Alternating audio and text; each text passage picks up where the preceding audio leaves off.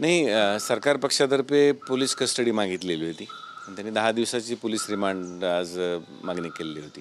त्यामुळे 10 वेगवेगळे मुद्दे दिलेले होते की ह्या कारणासाठी आम्हाला पोलीस कस्टडी आवश्यक आहे.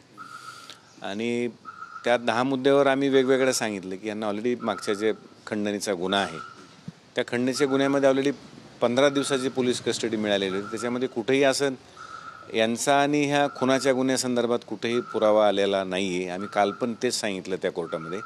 आज पण आमचं तेच आर्ग्युमेंट होते की कुठलाही पुरावा वाल्मिक कराडचा आणि त्या खंडणीच्या आणि गुन्ह्याच्या संदर्भात कुठलाही पुरावा त्यांच्याकडे आलेला नाही आहे.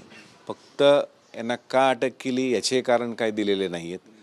आणि ह्या संदर्भात तपास चालू आहे. तपास झाल्यानंतर बघूया 22 तारखेला काय तसं.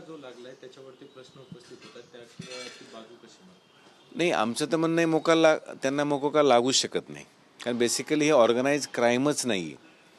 जर आपण यांचे जे FIR जर पाहिला त्या FIRमध्ये क्लिअर म्हटलेलं आहे की अगोदरच्या भांडणावरून त्याला मारहाण झाली.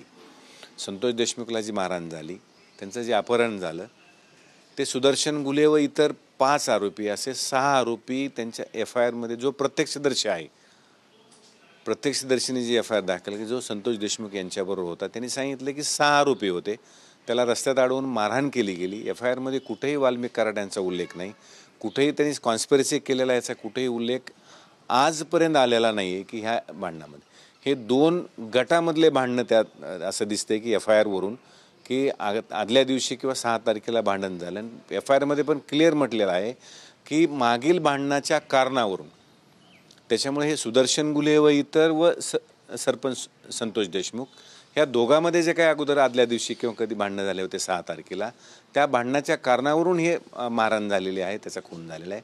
त्या खुनामध्ये कुठेही वाल्मिक कराडचा अर्थार्थी कुठेही कॉन्स्पिरसी किंवा ऑर्गनाइज क्राईम जे असं प्रॉसिक्युशन मार्फत म्हणलं जातं असंही कुठेही आत्तापर्यंत तरी आलेलं नाही आहे. कारण बागदारचे जर रिमांड आपण बाकीच्या आरोपीचे पाहिले, बाकीच्या आरोपीच्या रिमांडमध्ये पण वाल्मिक कराडचा कुठं आहे किंवा ते पाहिजेत आरोपी आहेत किंवा त्यांच्या अगेन्स्टमध्ये काही आरोप केलेले नव्हते. फर्स्ट टाईम आज त्यांना त्यावेळेस अरेस्ट दाखवली गेली. हे सगळं पुढे आलं आहे. आता चौकशीत येईल, सत्तेसमोर येईल. असं कुठलंही यांचा कुठे इन्व्हॉल्वमेंट नाही आहे.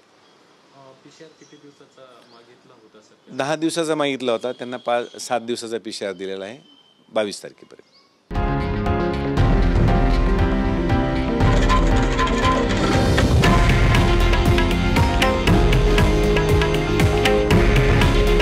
हे आहे देशातील नंबर 1 न्यूज नेटवर्क आणि आपण पाहत आहात TV9 मराठी.